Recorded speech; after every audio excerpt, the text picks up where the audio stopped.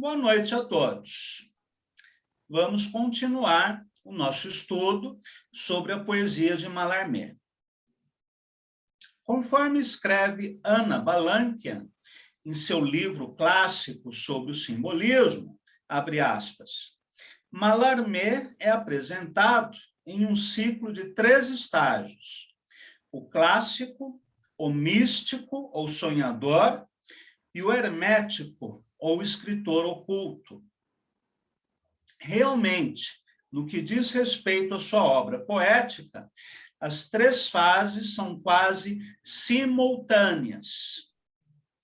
Mallarmé foi um trabalhador tão severo, exigente consigo mesmo, e investigou seu temperamento tão profundamente que foi capaz de produzir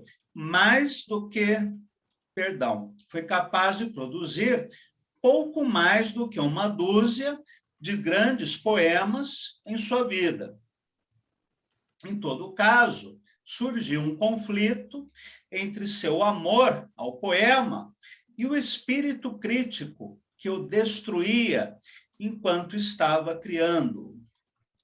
Consequentemente, passou toda a vida trabalhando em sua magra colheita de poemas sobreviventes, polindo-os, repolindo-os e sonhando com a grande obra,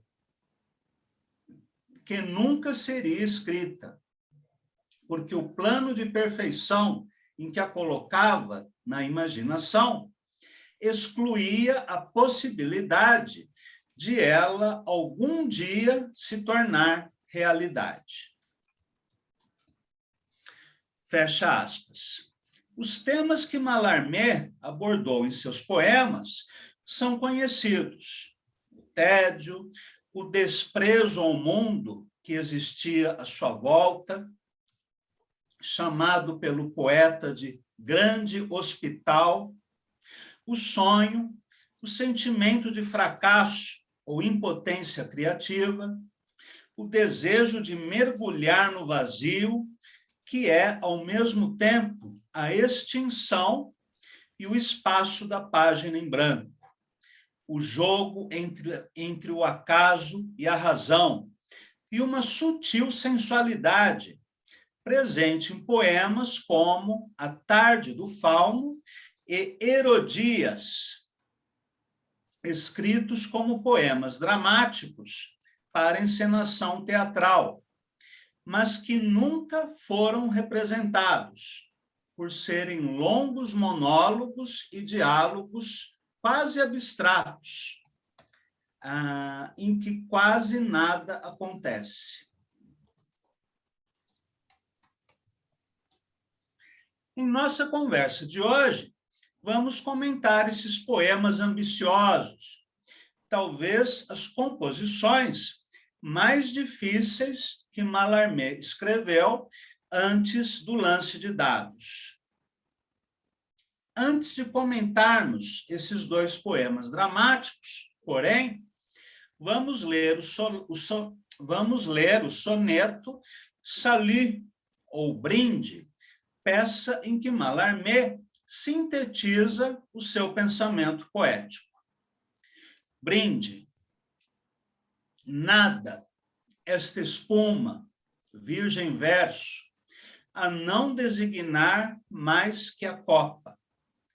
Ao longe se afoga uma tropa de sereias várias ao inverso. Navegamos, ó meus fraternos amigos, eu já sobre a popa, vós à proa em pompa que topa a onda de raios e de invernos.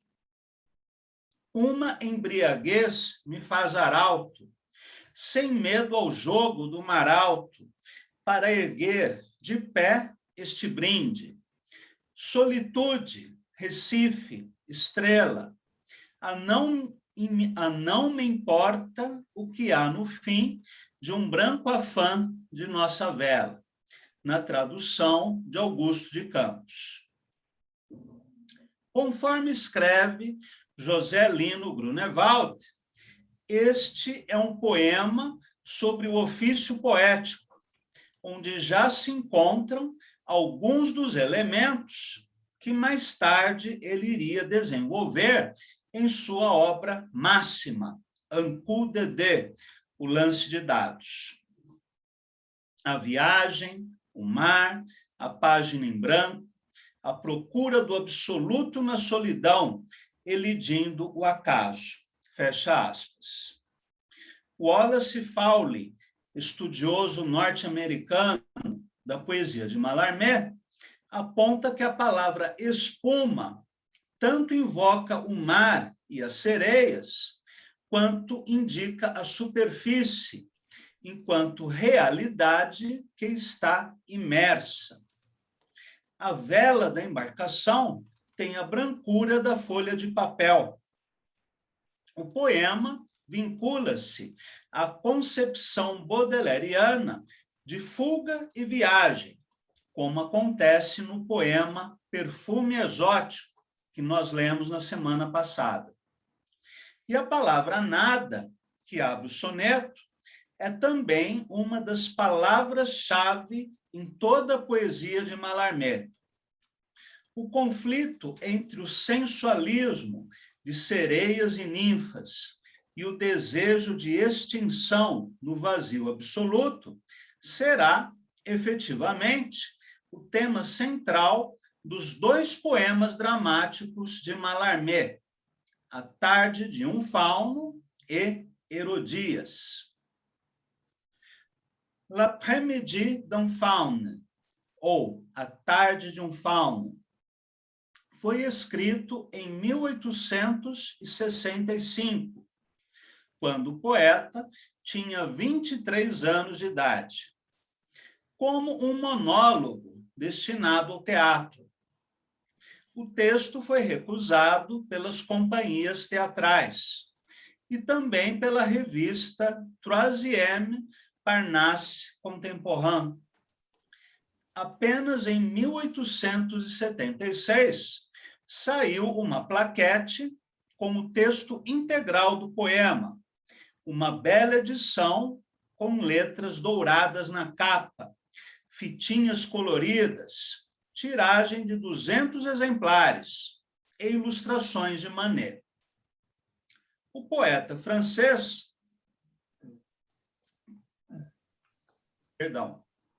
considerava esse longo poema dramático como uma écloga, gênero poético greco-romano, ambientado na natureza, geralmente um diálogo entre pastores de temática amorosa. Em A Tarde do Fauno, narrado em primeira pessoa, temos uma única cena em que o personagem, após acordar da sesta, recorda os amores que teve com belas ninfas e fica em dúvida se tais amores realmente aconteceram ou foram sonhados. Vamos ler o trecho final do poema na tradução de Décio Pinhatari. Minha paixão, tu sabes que madura e rubra, toda romã estala em zumbidos de abelhas. E o nosso sangue, preso a quem vai possuí-lo, corre por todo o enxame eterno do desejo. E na hora em que o bosque é de cinza e ouro, uma festa se exalta na ramada extinta. Etna, em meio a ti, visitado por Vênus, pousar em tua lava as plantas inocentes. Se troa um sono triste ou desfalece a flama. Minha rainha, ó punição. Ninfas, adeus. Vou ver a sombra que ora sois. Esta composição estranha, em que não acontece nenhuma peripécia, além do longo monólogo do fauno apaixonado, inspirou o poema sinfônico de mesmo título, composto por Claude Debussy, em 1894. Conforme Anna Balanquian, ao apresentar o paradoxo do símbolo esvaziado da sensualidade e sua infusão com a respiração da memória e dos sonhos, Mallarmé sugere que a sensualidade interior, graças à sua intensidade e arrojo, pode compensar o caráter fútil e fugaz da experiência física.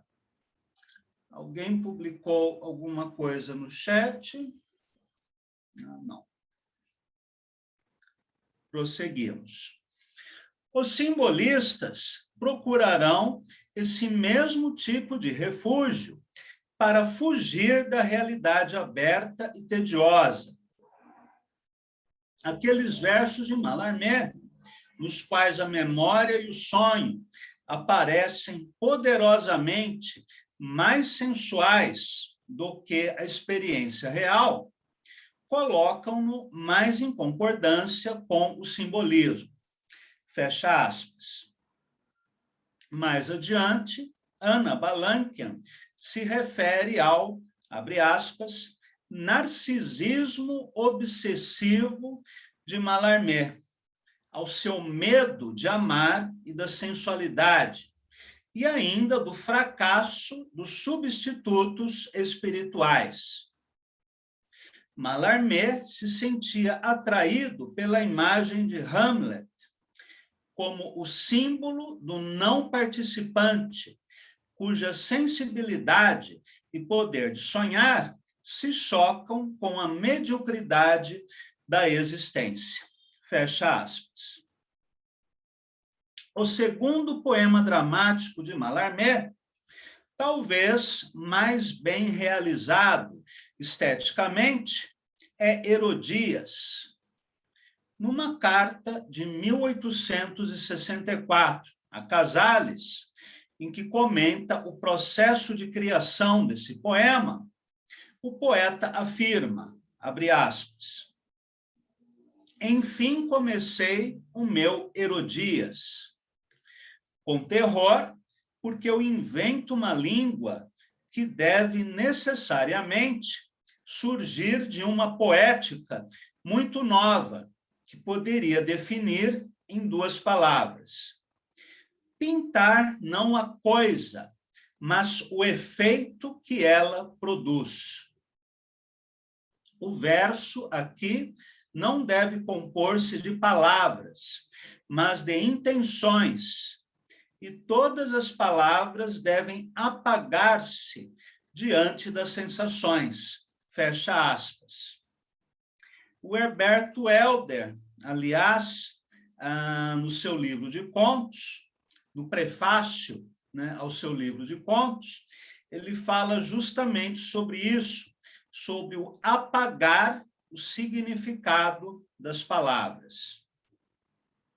Nesta carta, o poeta expõe o seu princípio poético fundamental, o de sugerir impressões ao leitor, usando o poder encantatório das palavras, a força quase hipnótica da sonoridade e das imagens plásticas, em lugar da nomeação direta das coisas. Nesta peça, dividida em 3 cenas, abertura antiga, cena e cântico de São João, e com poucos personagens, apenas Herodias, ou Salomé, sua criada, e a cabeça de São João Batista em um prato. As ações se limitam a poucos gestos, com uma sutileza simbólica comparável à do teatro no japonês. Conforme escreve Augusto de Campos, em seu estudo introdutório à tradução do poema, abre aspas, a cena é demarcada por 3 gestos que faz a ama para chamar à vida Herodias, ela tenta beijar-lhe a mão, perfumar-lhe os cabelos e tocar numa trança solta, e que são respondidos por 3 recusas veementes da jovem princesa. Fecha aspas. E isso é tudo o que acontece na peça. Em outra carta a Casales, Mallarmé afirma que, abre aspas, eu pretendo fazer dela, Salomé, um ser puramente sonhado e absolutamente independente da história. Para realizar essa estratégia criativa, Mallarmé investe não apenas na escolha de palavras raras ou fortemente sugestivas, mas também em construções sintáticas inusitadas, o que Jean-Pierre Richard chamou de abismo calculado. Segundo Augusto de Campos, trata-se de, abre aspas, uma sintaxe oblíqua, desencaminhada por circunlóquios e de uma tal torção que chega a ostentar poucos verbos em ação em longuíssimas passagens. Fecha aspas. O grau de hermetismo e obscuridade da poesia de Mallarmé implica um trabalho rigoroso e atento, que muitas vezes provocou crises de esterilidade criativa, em que o poeta preferia não escrever a facilitar sua escrita. Em outra de suas cartas, Mallarmé afirma que criei a minha obra só por eliminação, e ainda, a destruição foi a minha Beatriz. O grau de exigência do poeta era tão alto que ele reescreveu boa parte de seus poemas incessantemente ao longo da vida, como é o caso de Herodias, da qual leremos agora alguns trechos traduzidos por Augusto de Campos.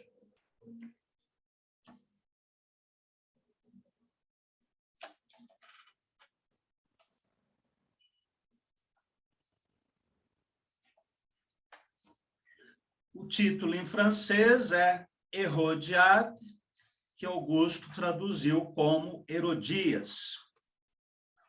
Vamos ler a primeira e a terceira partes do poema.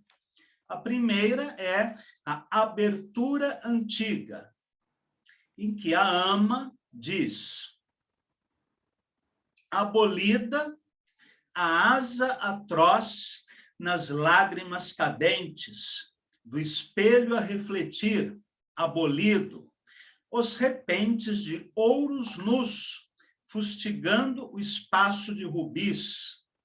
Eis que uma aurora, heráldica plumagem, quis fazer de nossa torre cinerária o nicho, tumba de que fugiu um pássaro, capricho solitário de aurora, as negras plumas do ar. Ah, mausoléu de reinos tristes a findar, nenhuma turbação, a água morna e sem tisne resigna-se a não ver a pluma nem o cisne inolvidável. A água só reflete o exílio do outono, que extinguiu no espelho o fogo e o brilho.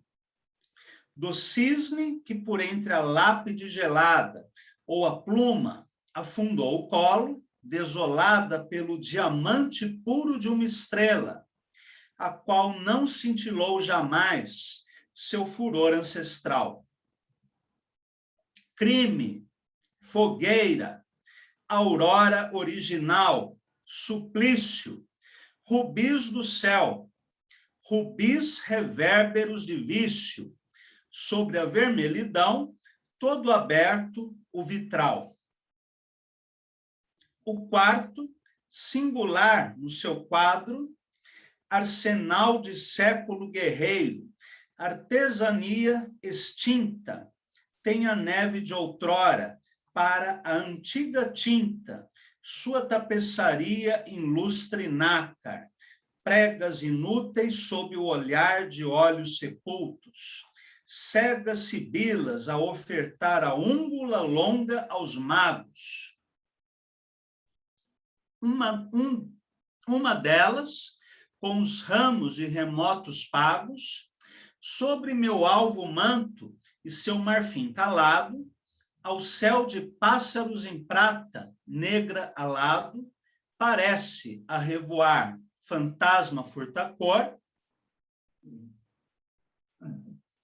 um olor que transporta, ó rosas, um olor longe do leito vago, oculto à vela escassa, um olor de ouros frios, a se evolar da taça, uma efusão de flores infiéis à lua.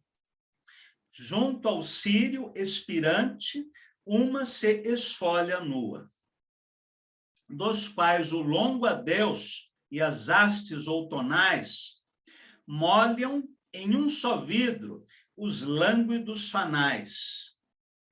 Uma aurora arrastava em lágrimas as alas. Espectro especular de simbólicas galas. Uma voz do passado em longo pensamento. É a minha, já prestes ao encantamento? Nas pregas do pensar, amarelas ainda, vogando antiga, estrela insensada, que finda sobre um confuso caos de custódias geladas, por fendas ancestrais e pregas transpassadas, de friagem, segundo o ritmo e as rendas puras, do sudário a deixar, dentre as belas guipuras, desesperado alçar-se o velho ardor velado. Se eleva. Ó, quão longínquo em seu clamor selado. O velho ardor velado de um vermelho insólito, da voz enlanguescente, nula, sem acólito, derramará seu ouro em derradeiros fogos, a antífona a entoar o cantochão de rogos, na hora da agonia e das fúnebres lutas. E, força do silêncio e trevas absolutas, tudo retorna igual ao antigo passado, fatídico, vencido, apático, cansado, como a água de antigos tanques se resigna. Ela cantou, talvez incoerente, signo lamentável, o leito em papel pergaminho. Tal, inútil e tão claustral, nem mesmo o linho, que entre as pregas perdeu dos sonhos a grafia, e o dossel sepulcral na câmara vazia, o aroma dos cabelos soltos. Ele o tinha, fria infante, que o seu prazer sutil continha, de caminhar ao fluir das flores das manhãs. E quando a noite má já cortara as romãs, a meia-lua, sim, no mostrador imenso, do relógio que pesa um Lúcifer suspenso, não cessa de ferir a cada nova hora, da clepsidra onde a gota anônima deplora, que ela se vá errante e em sua sombra nenhum anjo a acompanhar seu passo de ninguém. O rei que assalaria desconhece tudo. Há muito tempo o verbo antigo se fez mudo. Seu pai ignora tudo, e até o furor glacial da geleira, a mirar das armas o metal, quando sobre o estendal dos mortos sem coberta, recendendo a resina, enigmático, oferta trompas de prata obscura aos velhos pinheirais. Do reino cisalpino há de voltar jamais? Cedo demais? Tudo é presságio e tudo é treva. A unha que por entre esses vitrais se eleva, consoante o evocar das trompas, o alquebrado céu incandesce e faz de um dedo um círio irado. E logo seu rubor de crepúsculo triste penetrará na carne a cera que resiste. Do crepúsculo, não, mas rubro de albar, do último dia que há de vir, tudo acabar. Tão triste se debate que já apaga a hora. O rubor da estação profética que chora, a virgem exilada que em sua pura imagem, como um cisne que esconde os olhos na plumagem, como os pusera o velho cisne à pluma, voo da pluma, desconsolo no imortal revoo, de esperança por ver os diamantes finais de uma estrela morrente e que não brilha mais. Então, esta é a cena antiga. Vamos ler agora o último fragmento do poema, que se chama Cântico de São João, na tradução do Augusto. O sol que um sobressalto apruma para o alto, em breve redescende, incandescente. Por um momento a treva das vértebras se eleva, em uníssono passo por todo o espaço, para que esta cabeça solitária apareça no voo singular da foice no ar. Em completa ruptura, mas repele ou fratura, a desavença antiga, que ao corpo a liga, bêbada de jejum, que persegue nalgum salto louco a vogar, seu puro olhar. Lá no alto, onde os cumes eternos têm ciúmes, de que possais vencê-los todos, ó gelos. Mas levada ao abismo, pelo mesmo batismo, que elegeu minha sina, grata se inclina. Eu fiz uma tentativa de tradução desse poema, que hoje eu considere talvez mais uma paródia ou uma reimaginação, né, como diria o Haroldo. Eu vou ler para vocês, não é uma tradução tão atenta ao significado, mas eu procurei recriar as rimas e o ritmo do poema original, Cântico de São João. O sol que se exalta, irreal lá no alto, em breve redescente, incandescente. Eu sinto na medula a serpente escura, qual é sua pulsão, a união? E a cabeça vazia, solitária vigia, no voo triunfal da foice fatal. Como franca ruptura, logo calca, fratura, o antigo desacordo com o corpo. Ébrio, mas de jejum, prossegue em algum louco barco a vogar, seu puro olhar. A fria, erma morada eterna, não agrada que eu possa vencê-los todos, ó gelos. Saúdo a infinita, áurea flama da vida, num batismo de luz, torno-me luz. Eu escrevi essa recriação, né, muito jovem, claro que sem nenhuma pretensão de querer competir com a tradução do Augusto, mas eu me senti impelido a fazer essa recriação pelo fascínio que me exerceu e ainda exerce esse poema. Claro, é um poema incompreensível. Estamos diante de um poema quase abstrato, como se fosse a pura música das palavras, em que o poeta não está preocupado em transmitir conteúdos, significados, mas em criar impressões, sensações, por meio de imagens e de efeitos sonoros. Claro que um poema como esse, ou como Fauno, são irrepresentáveis, pelo menos no teatro mais tradicional, né? De repente, um Gerald Thomas conseguiria fazer uma recriação cênica. Mas, enfim, um trabalho desses exigiria do diretor quase que uma coautoria, né, do poema dramático, que teria que ser reinventado para o palco.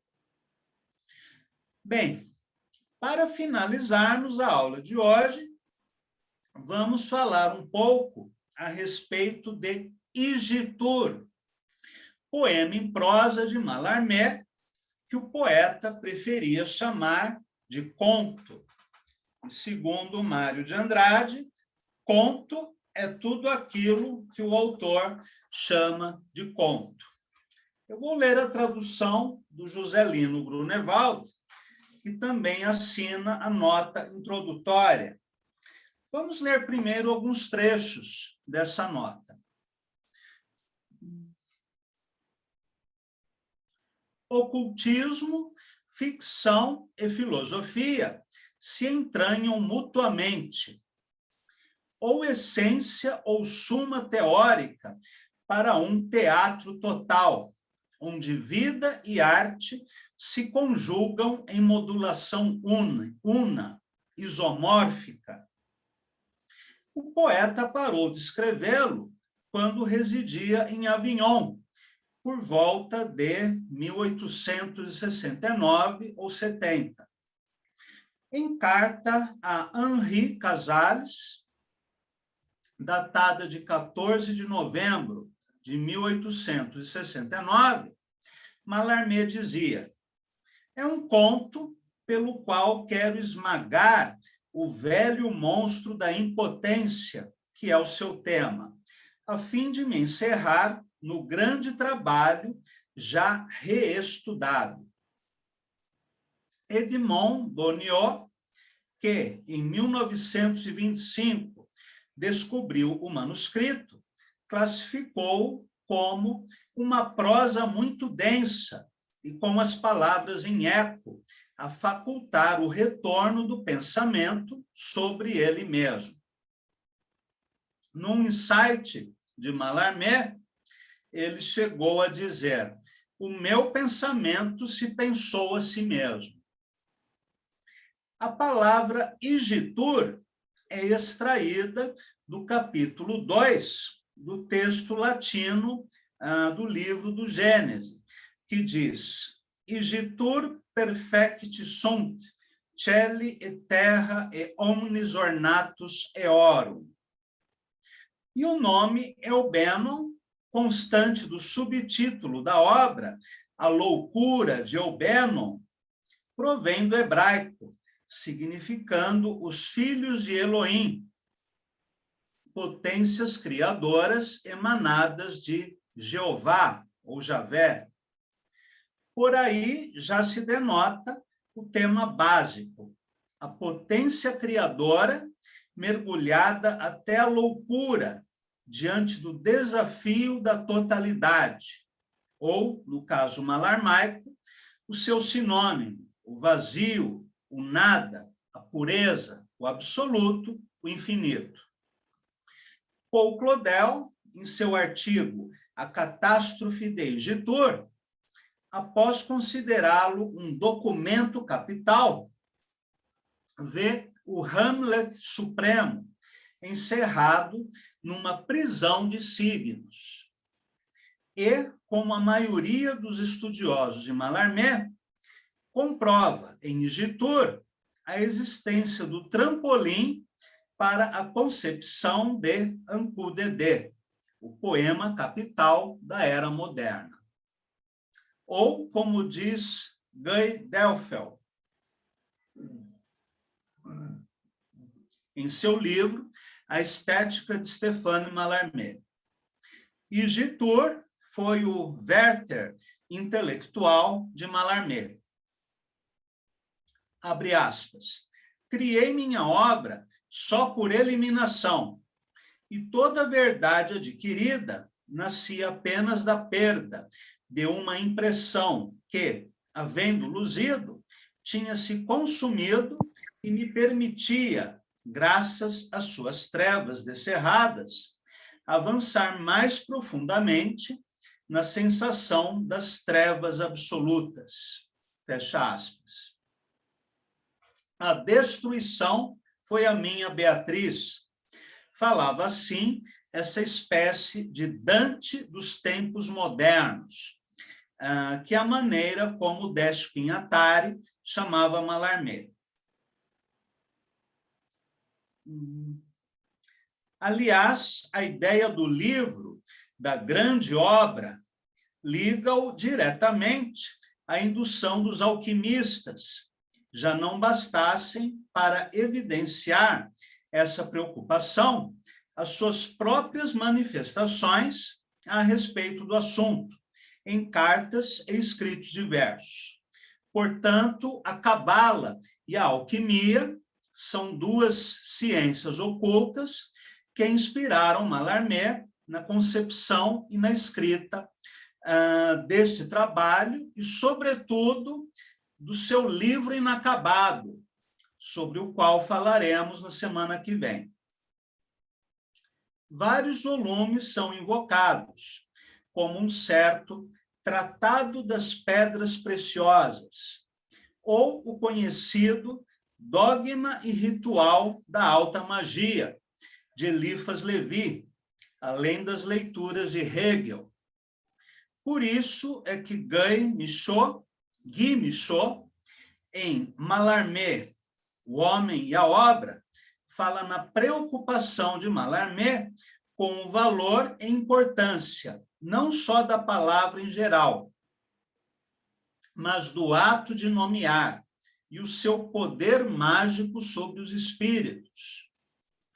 Para o mesmo Michaud, o famoso soneto com as rimas em X e OR, que nós também veremos na semana que vem, consiste em ponte para o Igitur, onde a então misteriosa palavra ptix, que significa concha em grego, traduzia o apogeu do nada, representado pelo vazio do significado que, por sua vez, consagrava o mistério. A ideia de Baudelaire, a poesia, não para ser inventada, mas para ser descoberta, isto é, o poeta como um decifrador, foi acompanhada por Mallarmé em seu esoterismo. Nesse sentido, é que também se compreende em Igitur a presença do grimoire, ou livro de magia. Em português, existe a palavra grimório. No entanto, grimoire é muito mais elegante. Bem, o livro Igitur, ou A Loucura de Obernon, tem uma epígrafe do próprio Mallarmé, que diz assim: este conto dirige-se à inteligência do leitor, e ela própria encena as coisas. Aqui, novamente, aparece a ideia do teatro, né? Mas no caso de um teatro interior, que acontece na mente do leitor. Vamos ler alguns trechos dessa prosa inclassificável. Introdução. Antigo estudo. Quando os sopros de seus ancestrais querem soprar a vela, graças à qual, talvez, perduram os caracteres do livro de magia, ele diz, ainda não. Ele mesmo, ao fim, quando os ruídos tiverem sumido, comprovará a evidência de algo grandioso. Nenhum astro, o acaso anulado, por esse simples fato de que pode ocasionar a sombra, soprando sobre a luz. Depois, como terá falado conforme o absoluto, que nega a imortalidade, o absoluto existirá fora, lua, acima do tempo, e ele erguerá as cortinas em frente. E Jitur, ainda criança, lê seu dever a seus ancestrais. Um outro episódio. Argumento em 4 partes. Primeiro, a meia-noite. Segundo, a escada. Terceiro, o lance de dados. Quarto, o sono sobre as cinzas, após a vela apagada. Mais ou menos o que se segue. Meia-noite, soa. A meia-noite em que devem ser lançados os dados. Interessante que aqui já aparece essa imagem do lance de dados, que inspiraria o poema de Mallarmé umas 3 décadas mais tarde. E Jitur desce as escadas do espírito humano, vai ao fundo das coisas, absoluto como está. Túmulos, cinzas, nenhum sentimento, nem espírito, neutralidade.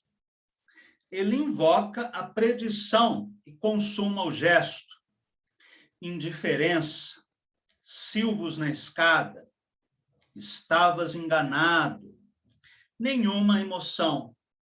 O infinito provém do acaso que negastes. Vós, matemáticos, expirastes. Eu, projetado absoluto. Devia findar em infinito, simplesmente palavra e gesto. Quanto ao que vos digo, para explicar minha vida, nada restará de vós.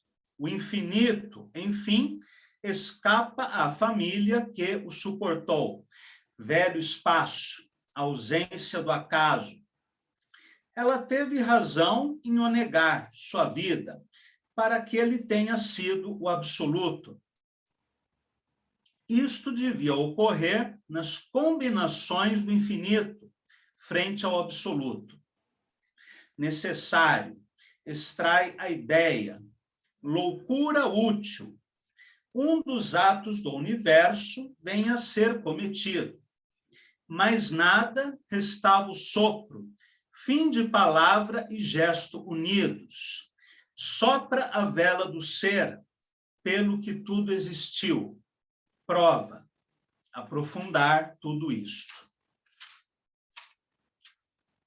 Agora vamos saltar para a página 39. Breve, o lance de dados no túmulo. Esquema. Breve, num ato onde o acaso está em jogo, é sempre o acaso que realiza a sua própria ideia, afirmando-se ou negando-se. Frente à sua existência, a negação e a afirmação acabam de fracassar. Ele contém o absurdo, implica-o, mas em seu estado latente, e o impede de existir, o que permite ao infinito ser. O copo é o corno do unicórnio. Mas o ato se consuma, então seu eu se manifesta por aquilo em que ele retoma a loucura. Admite o ato e, voluntariamente, recupera a ideia, enquanto ideia, e o ato, qualquer que seja, o poder que o tenha guiado. Havendo negado o acaso, ele conclui que a ideia foi necessária. E, para finalizarmos, um fragmento que se chama Ele se deita no túmulo. Sobre as cinzas dos astros, as indivisas da família, estava o pobre personagem, deitado, após haver bebido a gota de nada que falta ao mar. O frasco vazio, visão, loucura, tudo o que resta do castelo, o nada tendo partido, resta o castelo da pureza. E assim terminamos a nossa leitura de alguns fragmentos de Igitor. Claro que é um texto incompreensível. A grande diferença, talvez, em relação aos poemas em verso de Mallarmé, é que enquanto em Brisa Marinha, O Azul, Brinde e seus outros poemas em verso, ele explora a dimensão melódica e visual das palavras. Em Igitor, ele parece fazer um jogo mais logopaico, embora também aqui esvaziando o sentido das palavras, ou projetando outros significados possíveis, indo muito além da literalidade. Então, é isso, meus caros. Mallarmé é aquele poeta que leremos sempre, ou não, ao longo da vida.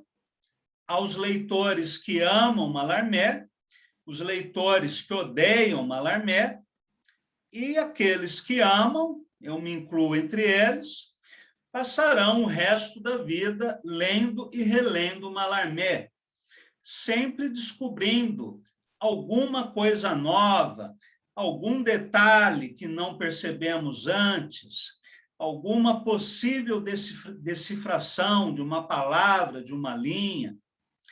E os grandes livros, para mim, são escritos dessa maneira, né?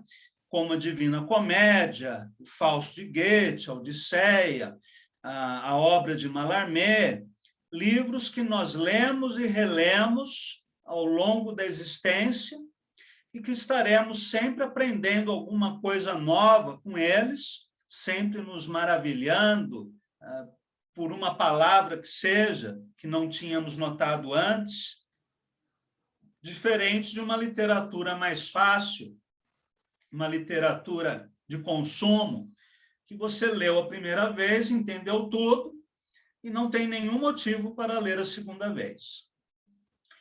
Bem, na próxima semana, vamos falar a respeito do lance de dados e da obra inacabada de Mallarmé, né? O seu livro inacabado.